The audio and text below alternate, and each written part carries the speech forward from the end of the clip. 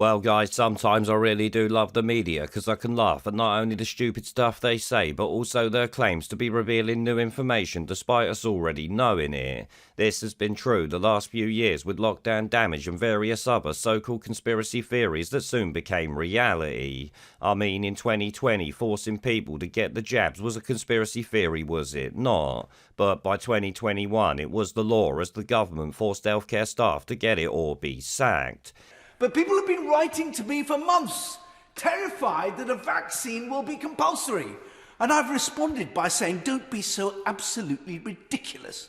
It could never possibly happen. We're a conservative government, after all.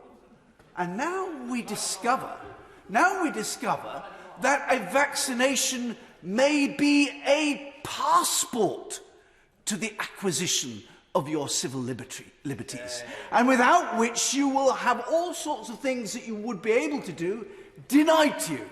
She will appreciate that the provisions before us extend well beyond care home staff. But with respect to those staff, the 1% that she spoke of, in the absence of the impact assessment, if their failure to be vaccinated results in dismissal, who will be responsible for the compensation? Well, my right honourable friend asks an important question about the process of how this would work in practice, although I think he's presuming that there is a question of compensation here. Yep, that and jab passports were a conspiracy theory until the government did its best to bring them in, you might remember. And we're also concerned, as they are in other countries, by the continuing risk posed by nightclubs. I don't want to have to close nightclubs again, as they have elsewhere, but it does mean nightclubs need to do the socially responsible thing and make use of the NHS COVID pass, which shows proof of vaccination. At the end of the day, there's hundreds of examples of us saying this will happen, and then within 6 to 12 months it does, because as they say, the difference between a conspiracy theory and government policy is usually about 12 months. Well, the same is true now with the Daily Mail talking about the 77th Brigade with this little article we've got here. Army spied on lockdown critics and skeptics who long suspected they were under surveillance. Now we've obtained official records that prove that they were right all along. We knew we was right all along. It was kind of bloody obvious and something people have been talking about since before 2020. I mean, I've literally got comments on videos from before Bat Flu where you guys are calling out the 77th Brigade.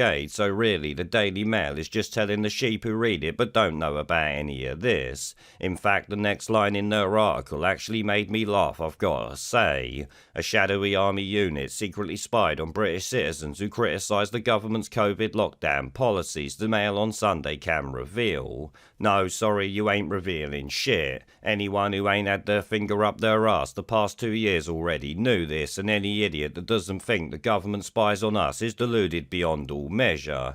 In fact, having read through the article twice now, I cannot find a single piece of information in it that I didn't already know for a fact or guess was the case. Here, look at this little bit for an example. It states, according to a whistleblower who worked for the brigade during the lockdowns, the unit strayed far beyond its remit of targeting foreign powers. Is that in any way a surprise to anyone watching this video? The old government strayed far beyond its remit, let's be bloody honest. It goes on, they said that British citizens' social media accounts were scrutinised, a sinister activity that the Ministry of Defence repeatedly denied doing. Anyone surprised by that, or like me, did you already know that they did this?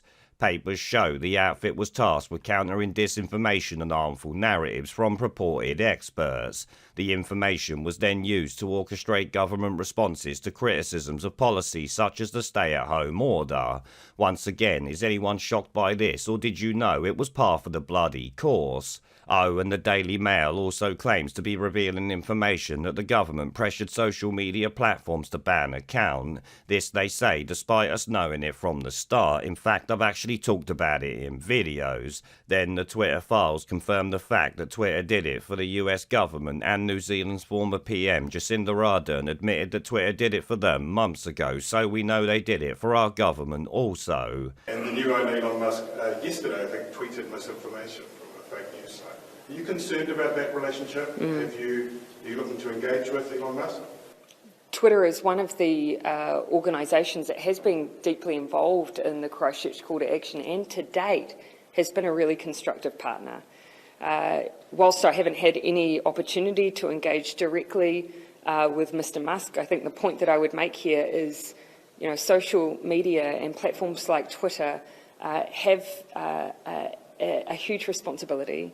They can be a force for democracy, a force for connection and for good, but also, if misused, can do a huge amount of harm. Yeah, sorry, Daily Mail and other mainstream media acts, you're years behind most of us and are only semi-useful in telling the Love Island watching brain-dead sheep out there about any of this. Mind you, the Daily Mail is better than the BBC, who have completely ignored the story in what I'm sure shocks none of you, but once again shows why many sheep will never even hear about this.